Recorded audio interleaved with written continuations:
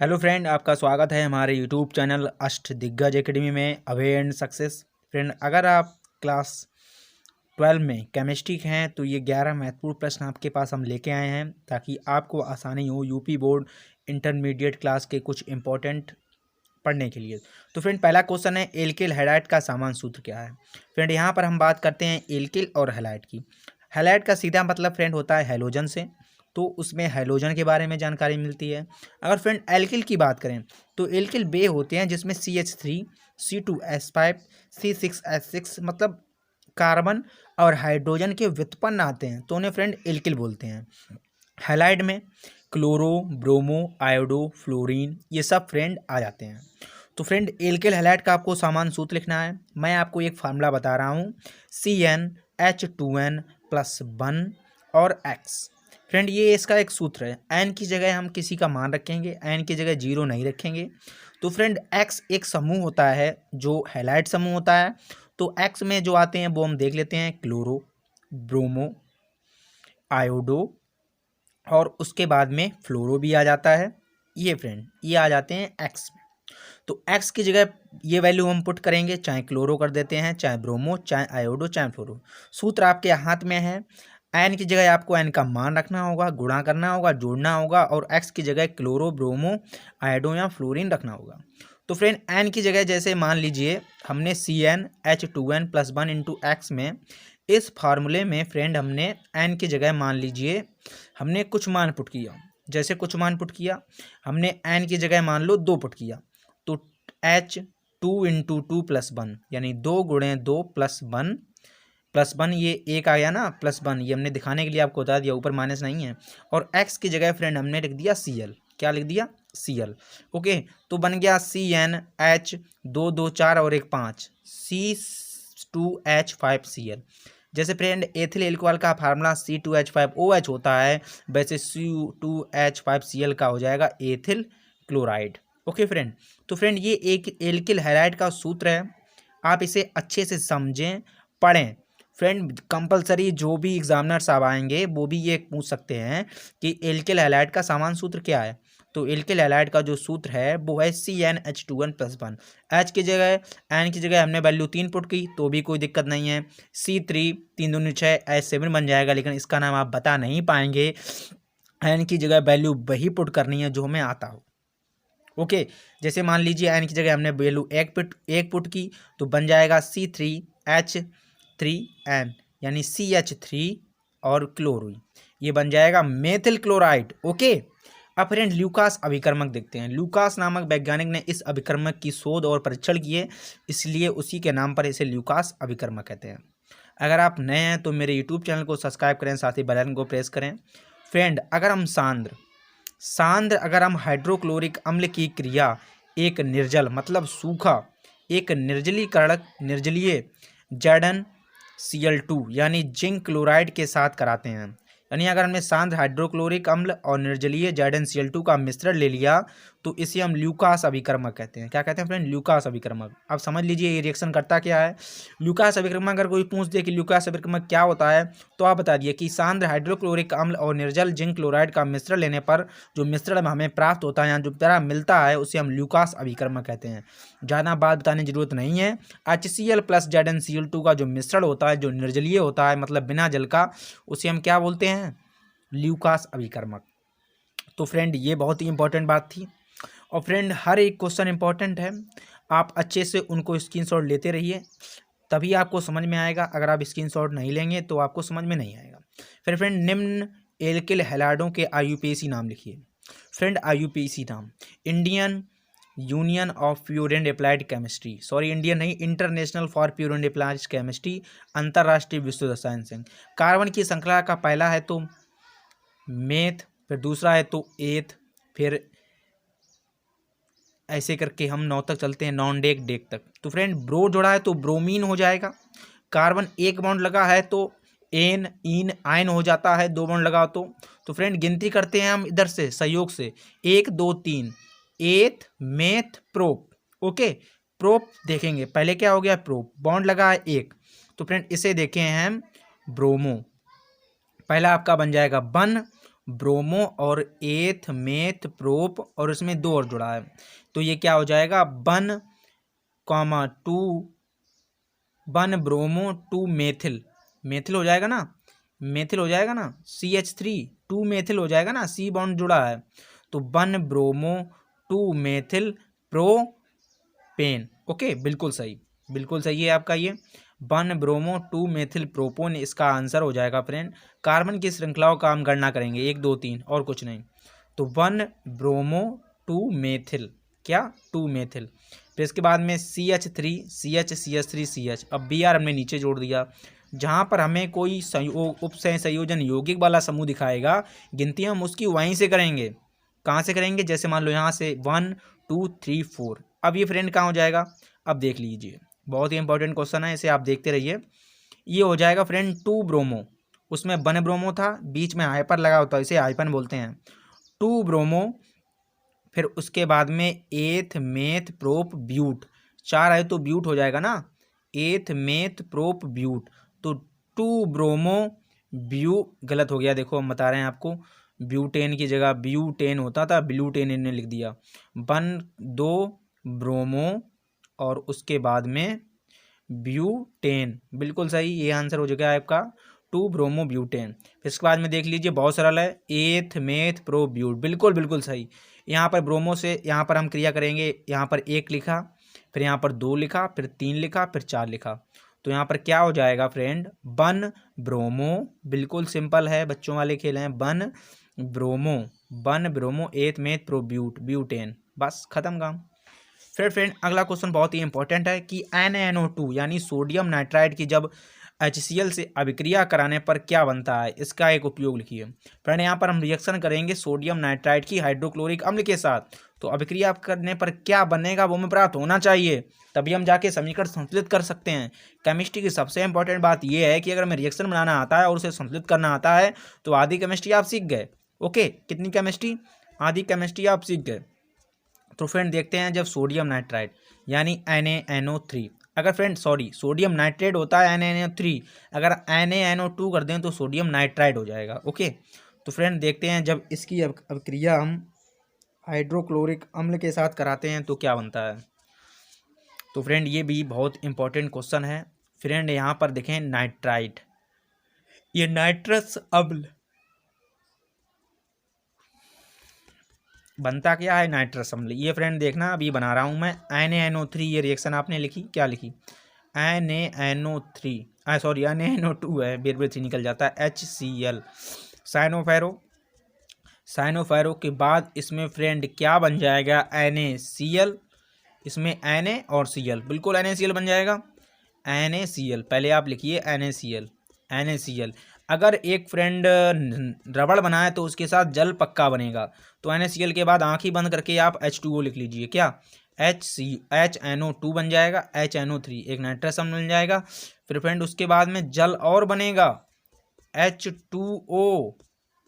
H2O पक्का बनेगा, इसमें NaCl बना है तो जल भी बनेगा H2O। समीकरण बिल्कुल संतुलित है, अगर आप जल इसमें बनाना चाहते हैं जो जल भी बना दें, फिर आपस में इसे संतुलित कर लेना। तो NaNO2 plus HCl साइनोफेरो NaCl plus HNO3 इसे बोलते हैं, एक HNO3 होता तो नाइट्रिक अम्ल हो जाता, HNO2 बना तो इसे कहते हैं नाइट्रस अम्ल। इसका प्रयोग एनिलिन बनाने में किया जाता है, एलियन के डाई एजोनियम लवण बनाने में किया जाता है। इसका प्रयोग एलियन के डाई एजोनीकरण हेतु किया जाता है। फ्रेंड बहुत ही इंपॉर्टेंट है कि इसका प्रयोग एलियन के डाई एजोनीकरण में किया जाता है। मोस्ट इंपॉर्टेंट क्वेश्चन है कि सोडियम नाइट्राइड को हाइड्रोक्लोरिक अम्ल की उपस्थिति में जलाने पर यानी अभिक्रिया करने पर क्या बनता है। फ्रेंड क्लोरोफार्म का उपयोग सब समझ लीजिए, क्लोरोफार्म का जो फार्मूला होता है वो CHCl3 होता है, और यह जो क्लोरोफार्म होता है फ्रेंड CHCl3, इसकी खोज डॉक्टर सिम्पसन ने की थी प्रयोगशाला में नहीं, पहला इसका प्रयोग चिकित्सा में बेहोशी यानी निश्चेतक के रूप में होता था, लेकिन अब इसका प्रयोग नहीं होता है। तो पहले समझ लेते हैं क्लोरोफार्म का उपयोग कहाँ किया जाता है। तो आप अगर अपने विचार लिखना चाहते हैं तो कमेंट बॉक्स में लिखें, मैं तो बताऊंगा कि कहाँ लिखा जाता है। इसका जो होता है इसे आप देख लीजिए क्लोरोफार्म CHCl3। क्लोरोफार्म जो है इसका जो होता है वो क्लोरोफार्म वसा, मोम और उसके बाद में रबड़ और उसके बाद में iodine, most important CHCl3 iodine आदि। क्लोरोफार्म वसा, मोम, रबड़ आदि को घोलने में उपयोग किया जाता है। मोस्ट इम्पोर्टेंट कहाँ किया जाता बता दिया कि क्लोरोफार्म वसा, मोम, रबड़, आयोडीन आदि को घोलने में इसका उपयोग किया जाता है। मोस्ट इम्पोर्टेंट है। फिर इसके बाद हम और समझ लें कि क्लोरोफार्म डॉक्टर सिम्पसन ने खोज की थी, लेकिन अब अगर बात करें कि क्लोरोफार्म बेहोशी में उपयोग आ रहा है, जैसे कोई गैंगस्टर गैंग है जो खूनी वारदात को अंजाम देते हैं, लूटपाट को अंजाम देते हैं, तो अपने जो रुमाल होता है उसे वो डाल देते हैं और लोगों को सुंघा देते हैं, जिससे वो बेहोश हो जाते हैं। फिर फ्रेंड क्लोरोफार्म को रंगीन बोतलों में क्यों रखते हैं? मोस्ट इम्पोर्टेंट, क्लोरोफार्म को ऑक्सीकरण से बचाने के लिए अंधेरे में रंगीन बोतलों में भंडारित किया जाता है, अन्यथा सूर्य की प्रकाश में उपस्थिति के ऑक्सीकरण के फलस्वरूप विषैली गैस फास्जीन COCl2। फ्रेंड एक होता है फास्फीन, एक होता है फास्जीन। फास्फीन का फार्मूला PH3 होता है, लेकिन फास्जीन का फार्मूला COCl2 हो जाता है। दोनों विषैली गैस हैं। फ्रेंड क्लोरोफार्म एक ऑक्सीकरण जाता है CHCl3 प्लस O2 के साथ अगर हम सहयोग करेंगे ऑक्सीकरण हो जाएगा, तो फ्रेंड फास्फीन गैस बनाएगा क्या? COCl2। इसलिए क्लोरोफार्म को ऑक्सीकरण से बचाने के लिए अंधेरे में रंगीन बोतलों में भंडारित किया जाता है, अन्यथा सूर्य के प्रकाश की उपस्थिति में इसके ऑक्सीकरण के फलस्वरूप विषैली गैस फास्फीन COCl2 बन जाती है। मैं आपको बना के दिखा रहा हूँ, कोई दिक्कत वाली बात नहीं है। देखो CHCl3 जब ऑक्सीकरण होगा, ये है 2CH3। देखो संतुलित करने में बना दिया, 2 ना लगाओ बाद में लगा देना, कोई दिक्कत नहीं, O2। अब देखना फ्रेंड क्या बन जाएगा, इसमें फ्रेंड बन जाएगा COCl2। हमें पता है जब क्लोरोफार्म की क्रिया ऑक्सीजन से कराते हैं तो फास्फीन बनता है, COCl2 बनता है। क्या बनता है? COCl2 बनता है। और फिर उसके बाद में जो बनता है, देखो COCl2 दो हो हैं, Cl2 है, लेकिन यहाँ पर एक फ्रेंड क्लोरीन बच गया। क्या बच गया? क्लोरीन। 3 दूनी 6 हैं, यहाँ 2 दूनी 4, तो Cl निकाल लेंगे उधर। कहाँ? उधर। यहाँ पर हमें लिखना होगा 2Cl, लेकिन H कितने हैं? H यहाँ पर 2 हैं, यहाँ भी H 2 हैं। तो फ्रेंड जब क्लोरोफार्म को ऑक्सीजन से ऑक्सीकरण कराया जाता है सूर्य के प्रकाश में, तो ये 2COCl2 यानी फास्फीन और हाइड्रोक्लोरिक अम्ल यानी हाइड्रोजन क्लोराइड गैस में यह विभक्त हो जाता है। फ्रेंड ये फास्फीन गैस है। कौन सी गैस है? फास्फीन। फ्रेंड हाँ, ये फास्फीन गैस है। और एक फास्फीन कैसी गैस है? तो फ्रेंड मैं आपको बता देना चाहता हूँ, फास्फीन एक विषैली गैस है। इसका संकेत जो होता है वो COCl2 होता है। फ्रेंड इसे आप याद कर लें, ये रिएक्शन बहुत ही इंपॉर्टेंट है। कारण में भी ज़्यादा से ज़्यादा पूछा जा सकता है कि क्लोरोफार्म सूर्य के प्रकाश में उपस्थिति में क्यों नहीं रखा जाता। तो फ्रेंड कारण यही है कि क्लोरोफार्म को सूर्य के प्रकाश की उपस्थिति में इसलिए नहीं रखा जाता क्योंकि वह ऑक्सीजन से ऑक्सीकरण हो जाता है और विषैली गैस फास्फीन से उपयोग होता है। फ्रेंड अगला क्वेश्चन है, कार्बन टेट्राक्लोराइड के 2 मुख्य उपयोग लिखिए। फ्रेंड कार्बन टेट्राक्लोराइड, टेट्रा मतलब 4, CCl4। फ्रेंड कार्बन टेट्राक्लोराइड ये बहुत ही इंपॉर्टेंट बात है, इसे आप कोई लोग इनका सूत्र नहीं बता पाते हैं। तो कार्बन टेट्राक्लोराइड, टेट्रा मतलब होता है 4, अगर टेट्रा की जगह 5 बोलते हैं तो उसका पेंटा। तो फ्रेंड हमें टेट्राक्लोराइड के उपयोग बताना है। फ्रेंड कार्बन जो टेट्राक्लोराइड है इसका उपयोग निम्न मुख्य उप के लिए उपयोगी है। तो फ्रेंड देख लेते हैं कि कार्बन टेट्राक्लोराइड की जो ये वाष्प होती है यानी जलीय वाष्प होती है कि वायु से भारी होती है। कैसी होती है? वायु से भारी एवं अज्वलनशील होती है। यानी कार्बन टेट्राक्लोराइड की जो वाष्प होती है वो अपनी जो ये कोई वायुमंडल की जो वायु है इससे भारी होती है और अज्वलनशील होती है। अज्वलनशील होने के कारण कार्बन टेट्राक्लोराइड के अज्वलनशील होने के कारण अग्निशामक यंत्रों में इसका प्रयोग करते हैं। जैसे देखा होगा कार्बन डाइऑक्साइड गैस भरी होती है। कार्बन के जितने भी अपर रूप होते हैं वो सिलेंडर रेड का आता है, उसमें लिखा होता है, छल्ला ऐसा बना होता है। तो फ्रेंड कार्बन टेट्राक्लोराइड की गैस जो होती है वो वायु से भारी होती है और अज्वलनशील होने के कारण अग्निशामक, जो अग्निशामक मतलब अग्नि को शामक, अग्निशामक का मतलब है अग्नि को शांत करने वाले यंत्रों में इसका प्रयोग होता है।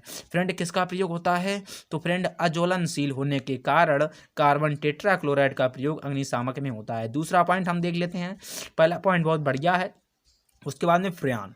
फ्रेंड फ्रेऑन 12 की अगर हम बात करें, कितना? फ्रेऑन के निर्माण में भी कार्बन टेट्राक्लोराइड का सीधा हाथ होता है, सीधा हाथ फ्रेऑन के निर्माण में। फ्रेंड फ्रेऑन 12 का सूत्र कमेंट बॉक्स में कमेंट करें और फ्रेऑन 12 क्या है उसे आप देखें, समझें, परखें।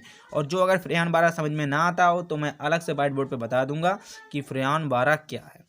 तो फ्रेंड फ्रेऑन के निर्माण में अगला बात करें, महत्वपूर्ण प्रश्न है, क्लोरोबेंजीन से फिनाल बनाने की रासायनिक अभिक्रिया लिखिए। Most important, chlorobenzene, chlorobenzene C6H5Cl से फिनाल C6H5OH बनाने का रासायनिक अभिक्रिया देना है। ये क्वेश्चन अगर आपको अच्छा लगता हो तो इसे लाइक करें, अगर आप नए हैं तो मेरे यूट्यूब चैनल को सब्सक्राइब करें, साथ ही बेल आइकन को प्रेस करें। फ्रेंड एनसीईआरटी पैटर्न पर बेस्ड पर आधारित ये क्वेश्चन बहुत ही इंपॉर्टेंट क्वेश्चन है। विगत दिनों में ऐसे क्वेश्चन आपके प्रयोग परीक्षा में आते रहे हैं और इसे आप देख लें। फ्रेंड फिनाल के हाथ पर हम बनाने स्टार्ट कर देते हैं। ये फ्रेंड बेंजीन की संरचना हो गई। ये बेंजीन ऐसे सही नहीं बना है, ये बेंजीन में फ्रेंड 90-120 एंगल पर ये कड़ियाँ घूमती हैं और हमने जोड़ दिया Cl। तो फ्रेंड C6H5Cl ये हो गया फ्रेंड क्लोरोबेंजीन। इसमें 3 जो होते हैं वो हाइफन लगे होते हैं प्लस। हमने क्लोरोबेंजीन की क्रिया किससे कराई? फ्रेंड क्लोरोबेंजीन से हमें फिनाल प्राप्त करना है तो हमें क्लोरोबेंजीन की क्रिया सोडियम हाइड्रोक्साइड जो एक प्रबल क्षार है उससे कराई। और किस में कराई? फ्रेंड 623 केल्विन पर, यानी क्लोरोबेंजीन की क्रिया हमने एक सोडियम हाइड्रोक्साइड नामक लवण से कराई। 300 वायुमंडलीय दाब और 623 केल्विन पर यह क्रिया कराई तो हमें फिनाल प्राप्त होता है। फ्रेंड फिनाल देख लेते हैं। फिनाल की संरचना बिल्कुल बेंजीन जैसी ही संरचना बढ़ती है, लेकिन फ्रेंड इसमें बहुत ही एक इंपॉर्टेंट बात ये होती है, हाइफन इसमें भी लगे होते हैं और एक एक बॉन्ड छोड़ के इसमें भी लगे होते हैं, लेकिन फ्रेंड इसमें जुड़ जाता है Cl और इसमें जुड़ जाता है OH। बस ये बात आप खोपड़ी में अपने डाल लें।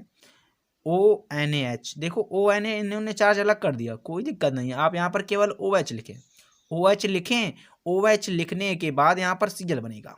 क्या बनेगा फ्रेंड? Cl। तो NaCl अलग जोड़ देंगे, कोई दिक्कत वाली बात नहीं है। आप ऐसे भी कर सकते हैं, वैसे भी कर सकते हैं। आपके मन में विचार आ रहा हो कि OH सीधे फिनाल बना लें तो वैसे बना लो, फिर प्लस में NaCl नमक इधर अलग कर देना, कोई दिक्कत वाली बात नहीं है फ्रेंड। सब समझ में आ रहा है आपको? फिर यहाँ पर HCl और लेते हैं। फिर HCl के बाद जो ये संरचना बन जाती है तो फ्रेंड ये कई पदों में होती है। हम इससे सीधा बनाना चाहते थे, लेकिन ये अभिक्रिया के कई टर्म देख लेते हैं, लोगों को समझ में नहीं आ रहा होगा, वो हम समझा देंगे। ये यहाँ पर OH से अभिक्रिया कर जाता है, किससे? OH। यहाँ पर H लेते हैं, ये H ले लिया, फिर यहाँ पर प्लस करके NaCl बना देते हैं, कोई दिक्कत वाली बात नहीं है। लेकिन ये अभिक्रिया के चरण हो गए। क्या हो गए? चरण।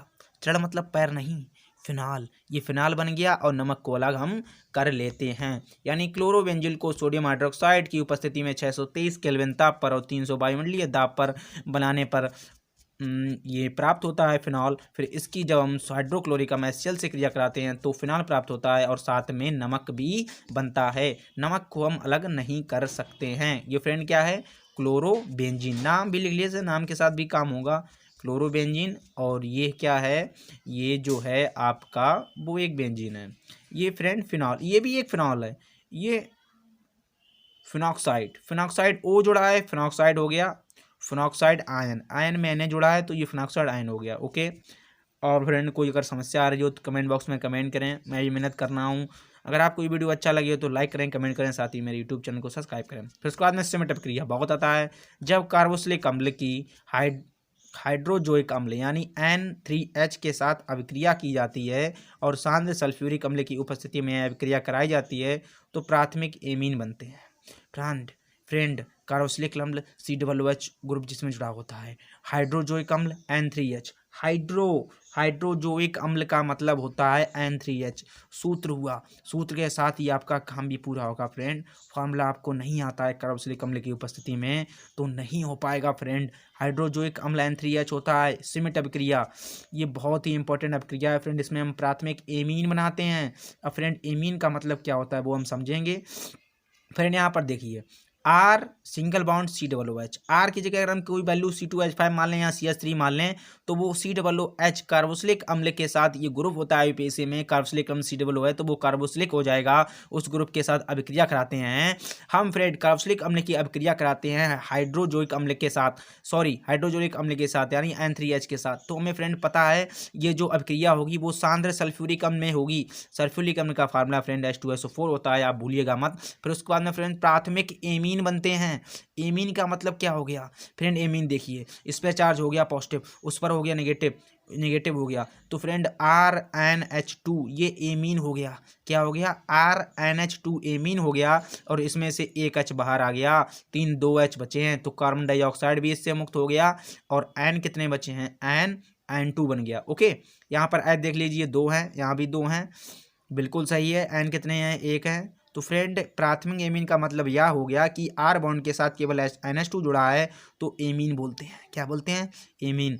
तो फ्रेंड जब कार्बोक्सिलिक अम्ल की क्रिया हाइड्रोजोइक अम्ल यानी N3H के साथ कराई जाती है तो प्राथमिक एमीन बनते हैं। प्राथमिक एमीन का formula R single bond NH2 होता है, RNH2 होता है, इसे कभी मत भूलना। तो फ्रेंड्स सिमिट अभिक्रिया जब कार्बोक्सिलिक अम्ल यानी RCOOH की क्रिया N3H सांद्र सल्फ्यूरिक अम्ल के साथ कराई जाती है तो प्राथमिक एमीन बनते हैं, साथ में कार्बन डाइऑक्साइड मुक्त होती है और ये सोडियम बनता है, नाइट्रोजन गैस। फ्रेंड ऊपर की ओर चिन्ह लगा, ये सब गैसें हैं इसलिए लगा है।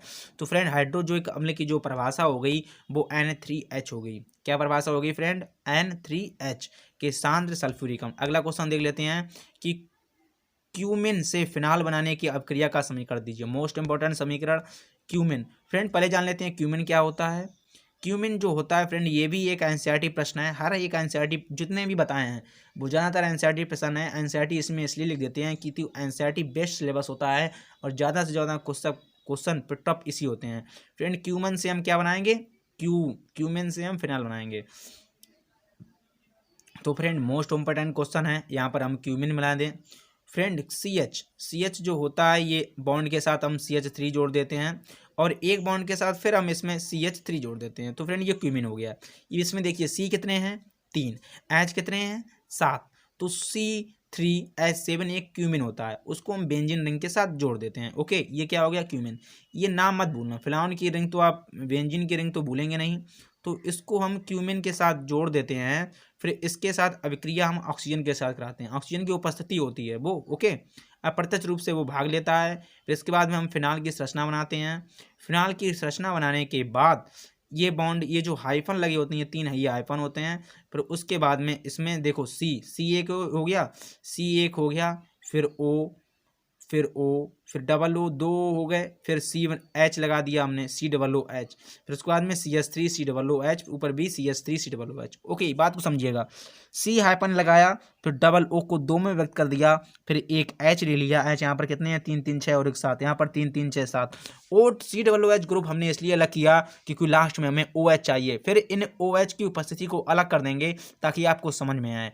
तो हम क्यूमिन से फिनाल बनाने की अभिक्रिया का रासायनिक समीकरण दे रहे हैं जो ज़्यादा से ज़्यादा पेपरों में आ चुका है फ्रेंड।